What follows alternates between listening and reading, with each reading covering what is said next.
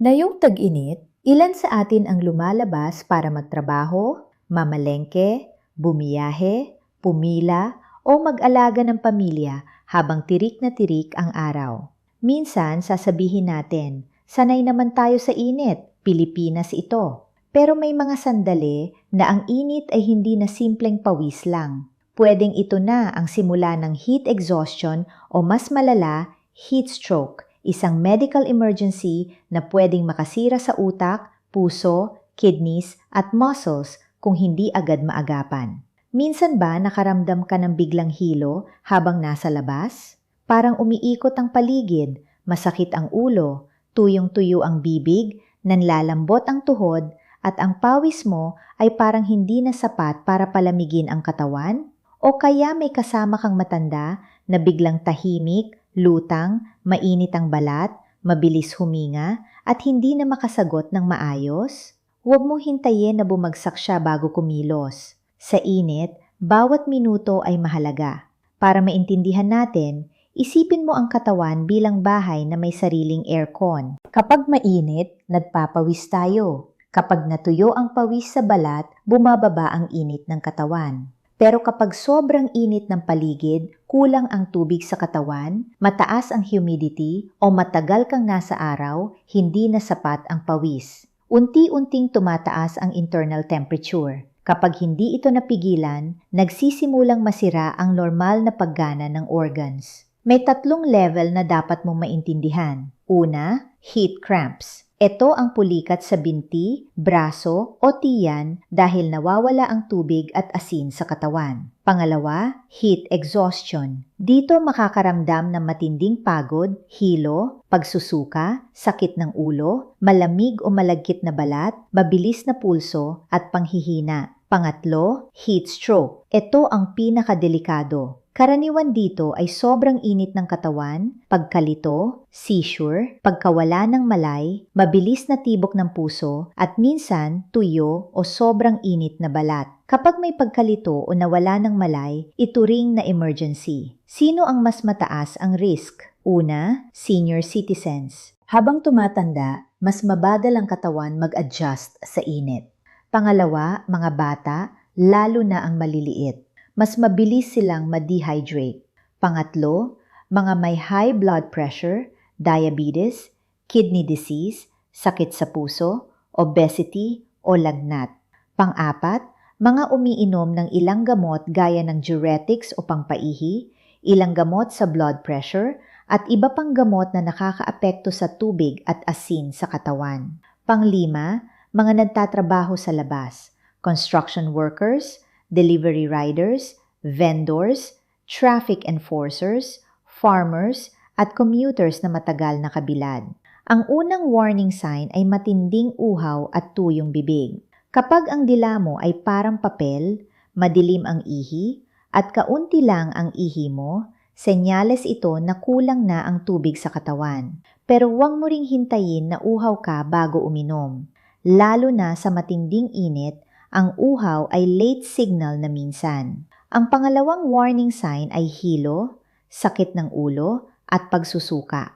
Maraming Pilipino ang magsasabi, baka gutom lang. Pero kapag nangyari ito habang mainit, nasa araw o kulang ang tubig, isipin agad ang heat illness. Ilipat ang tao sa lilim o malamig na lugar. Paupuin o pahigain. Paluwagin ang damit. Painumin ng malamig na tubig kung gising at kaya lumunok. Ang pangatlong warning sign ay mabilis na tibok ng puso at mabilis na paghinga. Kapag mainit ang katawan, nagdodoble trabaho ang puso para dalhin ang dugo sa balat at palamigin ka. Kung may high blood o sakit sa puso, mas delikado ito. Hindi ito dapat binabaliwala lalo na kung may kasamang panghihina o pananakit ng dibdib. Ang pang-apat at pinakamapanganib ay pagkalito. Kapag ang tao ay hindi na makasagot ng tama, paulit-ulit ang sinasabi, parang lasing kahit hindi naman uminom, inaantok ng sobra, nagse-seizure o nawala ng malay,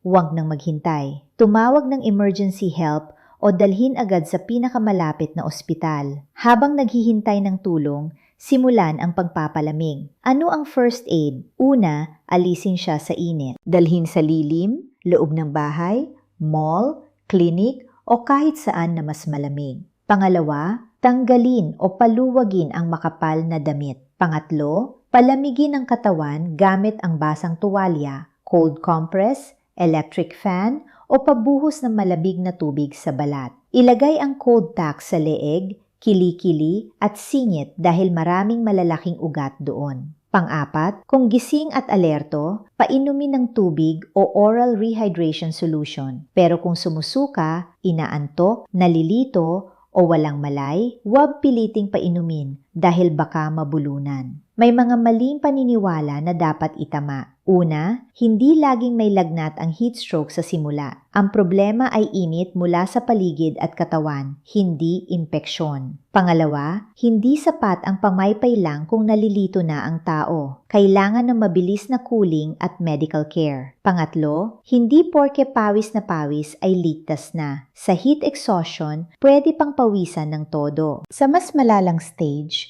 maaring tumigil o humina ang pawis, pero hindi ito requirement para masabing delikado. Paano makakaiwas? Uminom ng tubig bago pa mauhaw. Kung lalabas, magdala ng bote. Iwasan ng alak dahil nakaka-dehydrate. Limitahan ang sobrang kape at matatamis na inumin kung ito ang pumapalit sa tubig. Magsuot ng maluwag, manipis at light-colored na damit. Kung kaya, iwasan ang matagal na labas mula late morning hanggang hapon kung saan matindi ang init. Magpahinga sa lilim. Para sa workers, mahalaga ang scheduled breaks at access sa tubig. Kung may senior sa bahay, bantayan sila kahit hindi sila nagrereklamo. Minsan nahihiya silang magsabi o hindi nila ramdam agad ang uhaw. Siguraduhing may hangin, malamig na lugar at tubig. Kung may maintenance medicine sila, huwag basta ihinto. Pero kung madalas silang mahilo sa init,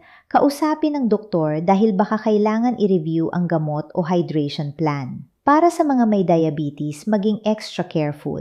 Kapag dehydrated, pwedeng tumaas ang blood sugar. Kapag mataas ang blood sugar, mas madalas umihi at mas lalo kang nauuhaw. Para itong cycle na pwedeng mampalala ng kondisyon. Para sa may kidney disease, huwag magdesisyon mag-overdrink ng tubig ng walang payo kung may fluid restriction ka. Ang tamang dami ay depende sa kondisyon mo. Kung ikaw ay commuter, rider, vendor o nagtatrabaho sa araw, gumawa ng sariling heat plan. Magdala ng tubig, maglagay ng bimpo o towel, humanap ng shade stops, kumain ng tama. Huwag ipilit ang katawan kapag nagsisimula ng mahilo. Ang isang araw na pahinga ay mas mabuti kaysa isang emergency sa ospital.